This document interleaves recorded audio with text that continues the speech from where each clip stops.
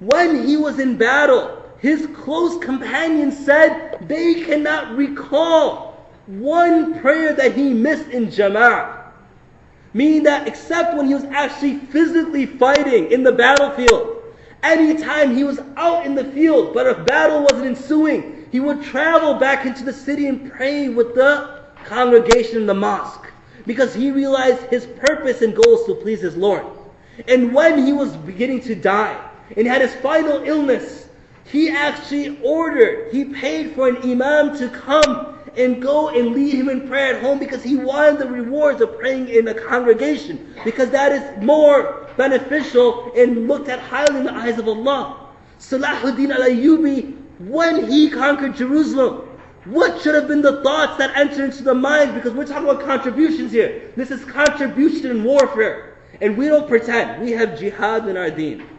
We have jihad in our religion. Jihad is a struggle. It's a struggle against your nafs, against the whispers of the devil and the temptation of this world, or it's a physical struggle to remove the sword from the hand of the oppressor. We pick up the sword to remove the sword from the hand of the oppressor. We don't even hide behind that. I hate when Muslims come and say, oh, jihad, it just means to struggle. No, it doesn't. There is war in our religion. And why can't we be proud to say it? When our country, whom we're proud of, or some of us are proud of, some of us are yet to be proud of, they are fighting wars. War is part of any type of political, and in many cases, religious establishments as well. We don't go fight wars to kill people, to go spill blood. You have all these cartoons now. You know, I was in my grad class yesterday, and there's a question in graduate class. Who invented dynamite? And I knew the answer. But I felt if I said the answer, oh, surprise, surprise. He knows where dynamite came from. So I let someone else answer because that's just the constriction we live in today. I told some of you guys when, the FBI thought, right? You guys know the story? Some of you know, I'll just go through it quickly because I got you guys to laugh a little. I was in Texas visiting my wife. We lived as married but apart for a year and a half. She's finishing at Texas A&M, and I was finishing at NIU. And when we were there, I went to visit her, and I fly down monthly.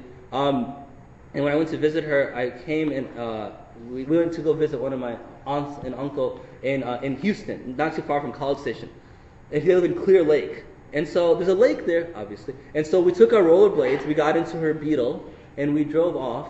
And then we went to the lake, and then we rollerbladed there for a while because we both love rollerblades to play hockey, roller hockey and things like that. And she loves rollerblading as well. Then we got in the car, the Beetle, and we drove to my aunt and uncle. Then we went home. The next day I came from my hotel room, I came back to my wife's home, and I went, I was checking my email, my mother-in-law just rushes in. And she's like, don't be alarmed. Don't be afraid, but the FBI is here. And I don't care, because I got emails to respond to. Because, some of you know, I owe some of you emails. The long questions, it takes a while. So I'm like, okay, a moment, please. And so it's like, and then she's like, and they're here for you. And, like, dun, dun, dun. And so, it's serious. So it's like a scene. You could have put it. And this is where'd it go? It was up there now. But anyway, so I walk outside, and then there's one guy, how slick, FBI sweatshirt. Like, Flowers by Irene, Simpson reference. So anyway, and then another guy who has an FBI badge. I don't watch TV. So anyway, they have an FBI badge, and then he comes and they look at me and they say, what? Oh, it's not him. So I asked, how can I help you gentlemen? They said, oh, we had a report yesterday that Osama bin Laden was rollerblading. Seriously. It's funny. Osama bin Laden was rollerblading with a girl on the lake. And I'm serious, I'm just not joking. And he got into a Beetle with this license plate and he drove away. So we tracked the plates down and we came to his home. He's 6'5", I'm 5'6". He's running away from the world. He's in Texas rolling with the girl driving off in the Beetle. It's called intelligence for a reason. National intelligence, right? So anyway, Central Intelligence Agency, intelligence, right? Anyway. So I don't even know how I got to that tangent. Oh yeah, so there is war in our religion. But it's used to benefit. We go because we believe those who are Muslim enter heaven. So if a political entity is not allowing religion to be spread openly, we'll fight that entity and allow just for the right to spread religion there. And if they gave that permission, then we stop. And if not, then we try to conquer that land, give people freedom of religion, they can worship as well, but we have the right now to spread the religion. This isn't the ideal level. Yes, there are people who take the gross interpretations of what the religious texts say, and they do their own things. Ilahu hawa, they worship their desires. Salahuddin, when Jerusalem was conquered, before he retook it over, what was the historical description? That when the Crusaders came into Jerusalem, they came and they began to assault and literally slaughter the citizens there.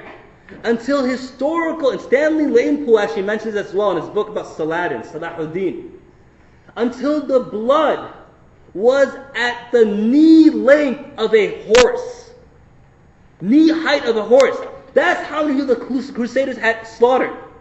They took young children and grabbed them by the legs and smashed their heads into the exteriors of homes, into the walls, causing their heads to be broken open and them dying that way. They went to pregnant women and cut open their wombs, causing the mother to die, and pulling the child out as well, causing the child to die. When Salahuddin came back and he conquered, this is a contribution to history and a contribution to the world. When he conquered Jerusalem, these thoughts were fresh. 81 years, that's all it was. These thoughts were fresh.